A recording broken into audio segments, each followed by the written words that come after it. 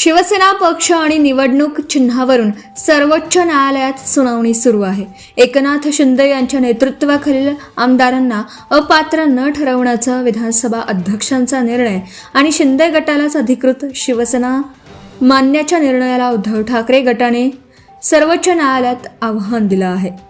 या प्रकरणाची सुनावणी सरन्यायाधीश सूर्यकांत, न्यायमूर्ती जय माल्य बागची आणि न्यायमूर्ती व्ही मोहना यांच्या खंडपीठासमोर होत आहे.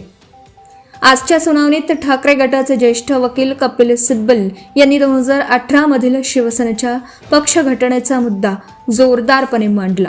पक्षाच्या पदाधिकाऱ्यांमध्ये बदल झाल्यानंतर त्याची माहिती निवडणूक आयोगाला देणं कायद्यानुसार आवश्यक होतं आणि ते आम्ही केलं असा दावा सिब्बल यांनी केला आहे.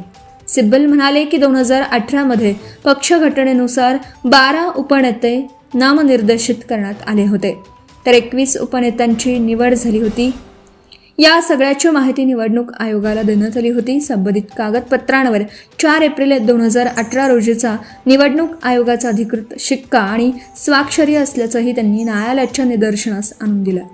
मात्र निवडणूक आयोगाकडून ही कागदपत्र नंतर तयार करण्यात आल्याचा दावा केला असल्याचं न्यायालयाने म्हटलं. यावर सिब्बल यांनी संताप व्यक्त करत या कागदपत्रांवर निवडणूक आयोगाचाच शिक्का आहे. ही कागदपत्र बनावट किंवा नंतर तयार केली असतील तर आयोगाने आमच्यावर कायदेशीर कारवाई करावी असा थेट सवाल केला. Subscribe now and press the bell icon. Never miss an update.